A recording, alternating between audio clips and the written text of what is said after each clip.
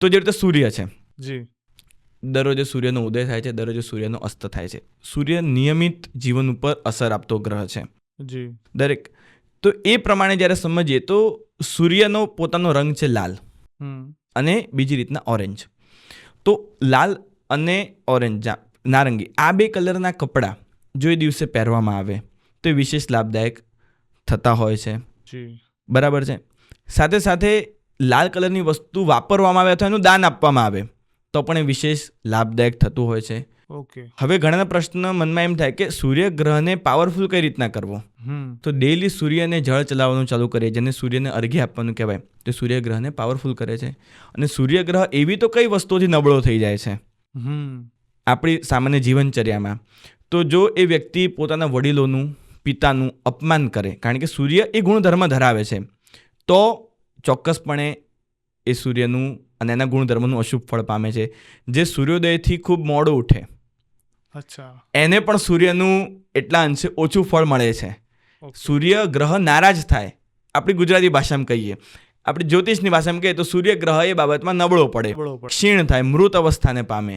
તો આ બધી ક્રિયાઓથી સૂર્ય સાથેનો સંબંધ બેસે. જેવી રીતે ચંદ્ર છે, આપણે દરેક ગ્રહનું સમજીએ વારાફરતી, લોકોને ખૂબ આ બાબતની અંદર મજા આવશે અને સુધારો લાવી શકશે. ચંદ્ર છે તો ચંદ્ર પણ નિત્ય નિયમિત વ્યક્તિના મન ઉપર, જીવન ઉપર અસર કરે છે. તો ચંદ્રનો કલર છે શ્વેત, સફેદ, વ્હાઇટ. તો વ્હાઇટ કલરના કપડાં પહેરીએ, વ્હાઇટ કલરની વસ્તુઓનું દાન આપીએ તો એ ચંદ્રગ્રહને સાથેનો સંબંધ દર્શાવે છે અને વિશેષ ચંદ્રની બાબતમાં લાભદાયક થાય છે. અને ચંદ્રગ્રહને પાવરફુલ કરવા માટે કરીને 2 શાસ્ત્રોમાં ઉપચારો બતાવ્યા છે. એક, વધુમાં વધુ જલ એટલે પાણીનું પીવાનું કરવું જોઈએ, પહેલી વસ્તુ. અને બીજી વસ્તુ, ચંદ્ર એ માતાને દર્શાવે છે, તો માતાનું, બહેનનું વિશેષે માન સન્માન કરો તો એ વસ્તુ એમના માટે લાભદાયક થાય છે ચંદ્રગ્રહને દર્શાવીને. અને ચંદ્રગ્રહ નબળો કઈ રીતના થાય? તો જ્યારે એ જ વસ્તુ વિપરીત અવસ્થામાં સમજીએ, જ્યારે આપણે સ્ત્રી તત્વનું અપમાન કરીએ છીએ તો એ વસ્તુ ચંદ્રગ્રહને અસર પાડે છે અને નિમ્ન કક્ષાએ લઈ જાય છે. મંગળ, તો મંગળ ગ્રહ છે એ સામાન્ય જીવનમાં એક લીડરશિપ તરીકે દર્શાવે છે. તો મંગળનો કલર એ બ્લેક, કથ્થઈ એવો કલર છે, ડાર્ક કલર છે એનો. તો એ કલરના કપડાં પહેરવાને, વસ્તુનું દાન કરવું, એ વસ્તુ વાપરવી, એ બધું એના માટે વધુ લાભદાયક છે. મંગળનું સેનાપતિ જેવું કામ છે, એક લીડરશિપ તરીકેનું કામ છે. તો જો મંગળને પાવરફુલ કોઈ વ્યક્તિએ કરવો હોય તો એનું ડેલી તાંબુલ ભક્ષણ કરી શકે છે. એનાથી મંગળ વિશેષ લાભદાયક થાય છે. તાંબુલ ભક્ષણ એટલે પાન ખાવું? પાન ખાવું, હા, યસ. એટલે કોઈ આમ માવા મસાલા ગુટકા નહીં, ચોક્કસપણે પાન ખાવાથી પણ એ વસ્તુ બહુ પાવરફુલ થાય છે. એટલે પાન ખાવાથી તમારો મંગળ ગ્રહ સારો થાય? મંગળ ગ્રહ સારો થાય. અને આ વસ્તુ એની સાથે રિલેટ કરે છે. અને મંગળ ગ્રહ ક્યારે બગડે? જ્યારે અન્નનું અપમાન થાય, જ્યારે અન્નની કદર ન થાય, આપણે એઠું મૂકીએ, થાળીમાં ખાવાનું છોડી દઈએ, અથવા પેલું કહે ને કે ધાન્ય વખાણી વખોડીને ખાવું અને તડકે બેસીને જમવું. જી, એટલે ન વખાણ કરીને ખાવું, ન વખોડીને ખાવું. તો આ ધાન્ય સાથે એ મંગળને રિલેટ કરે છે. આપણે બુધ ગ્રહ ઉપર હતા, તો બુધ ગ્રહ એ પણ એક નવગ્રહમાંનો એક બહુ અગત્યનો ગ્રહ છે. એ બુધ ગ્રહ એ સ્પેસિફિક, જેમ કહેવાય ને તો કમ્યુનિકેશન, કન્સલ્ટિંગ, એ જે બી આપની સાથેના જોડાઈને રહેલા વ્યક્તિઓ એની સાથે દર્શાવે છે. બરાબર છે. ભાઈ ભાંડુઓ સાથેનો બી એની સાથેનો યોગ દર્શાવે છે. તો એનો કલર ગ્રીન કલર છે. જી, ગ્રીન કલર છે, લાઇટ બ્લુ કલર છે, તો એ ધારણ કરી શકાય. નોટિસ કર્યું ગ્રીન કલર મેં અહીંયા વધારે યુઝ કર્યો. યસ, એ મને બહુ ગમ્યું કમ્યુનિકેશન માટે, કારણ કે બુધ એની સાથે દર્શાવે છે. તમારી આ કલરના કપડાં, ઇવન આ કલરનું ઇન્ટિરિયર, ઇવન આ કલરનું તમારું બોર્ડ હોય, કાર્ડ હોય. આજે આપણે કલરની વાત કરીએ છીએ ને, જેની કુંડલીમાં જે ગ્રહ પ્રભુત્વમાં હોય અથવા જેની કુંડલીનો જે લગ્નેશ હોય, અર્થાત સૌથી વધુ પાવરફુલ ગ્રહ, એ મેં જે મુદ્દા કીધા ને એને શાંતિથી સમજીને, સાંભળીને એ એટલી જગ્યાએ એપ્લાય કરે, એને ચોક્કસપણે એનું રિઝલ્ટ મળશે જ મળશે. આ બુધ ગ્રહ છે. જેવી રીતે કોઈની કુંડલીની અંદર સૂર્ય સપોઝ બળવાન છે કે ચંદ્ર બળવાન છે, તો એ કલર સાથે એનું જીવન કઈ રીતના અફિલિએટ કરી શકે છે, તો વિશેષ ફળ પામી શકશે. તો આ બુધ છે, તો મગ વગેરે છે, એ કલર એનું દાન આપો, એનું ભક્ષણ કરો એ દિવસે સ્પેસિફિક, તો એ વિશેષ લાભદાયક થાય. અને એને પાવરફુલ કરવા માટે કરીને આપણા શાસ્ત્રમાં ખૂબ બુધ માટે કરીને બહુ જ સરસ મેથડ બતાવી છે. બુધ ગ્રહ છે ને એનો કલર વગેરે આપ દેખશો ને, વૃક્ષારોપણ, જે વધુ વૃક્ષારોપણ કરે અથવા તો વૃક્ષ સાથે વધુ સમય વિતાવે, તુલસીનું પાન કરવું કે તુલસી ઉગાડવી, તુલસીને પાણી રોપવું વગેરે. આ તુલસી તો એક છોડ ઝાડની વાત છે, જે દરેક વૃક્ષો સાથે બુધ ગ્રહ સંકળાયેલો છે. તો જેને બુધ પાવરફુલ કરવો હોય ને એ વૃક્ષારોપણ કરે, વૃક્ષ ઝાડ પાનને વધુ સાચવે, સંગ્રહે, એનું જતન કરે તો એ પામી શકે. અને એ ક્યારે દૂષિત થાય બુધ ગ્રહ? તો જ્યારે વૃક્ષ ઝાડ છોડને તકલીફ પડે, ભાઈ ભાંડોનો અનાદર થઈ જાય તો એ બુધને તકલીફ કરતું હોય છે. બરોબર છે. તો એને પાવરફુલ કરવા માટેનો પણ એ જ રસ્તો ચોક્કસપણે છે. ગુરુ જ્ઞાન, ગુરુ તત્વ એટલે એક ગુરુની ભૂમિકા ભજવે છે ગુરુ ગ્રહ, બૃહસ્પતિ ગ્રહ.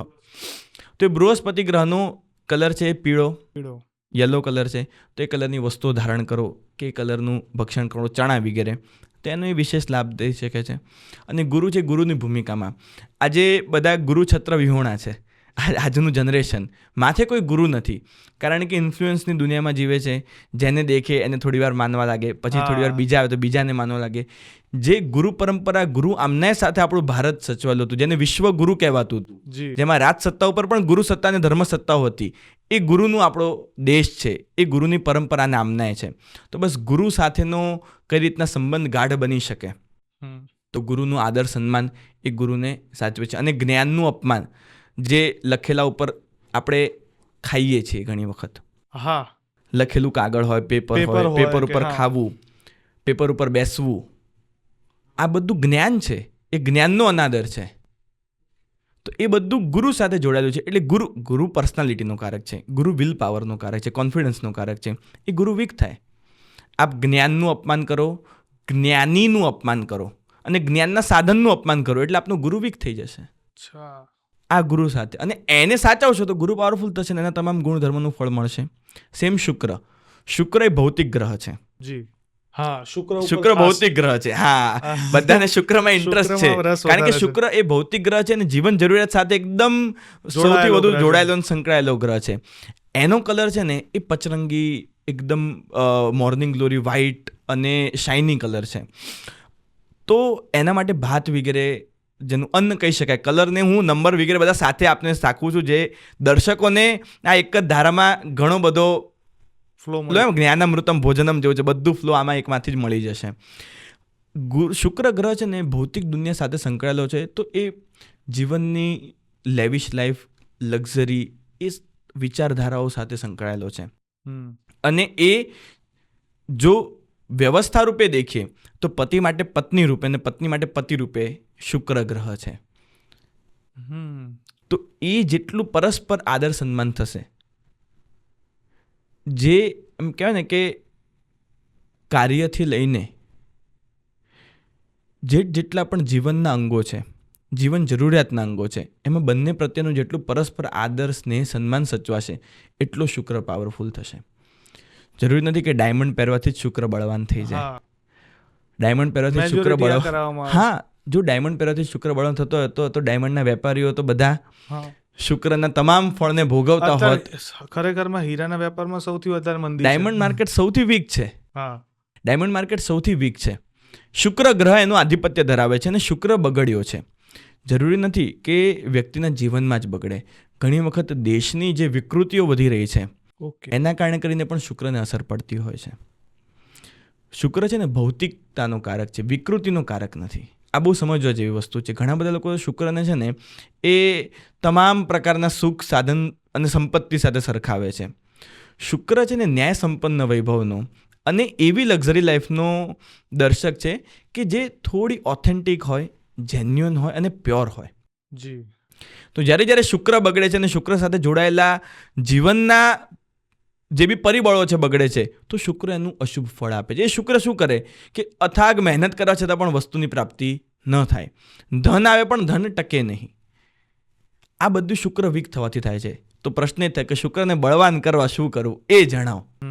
શુક્રને બળવાન કરવા માટે એક તો સફેદ વસ્ત્રો વધુ ધારણ કરી શકાય. એમાં બી કદાચ આખો દિવસ ન કરી શકાય તો ઊંઘતા સમયે તો ખાસ ધારણ કરવા.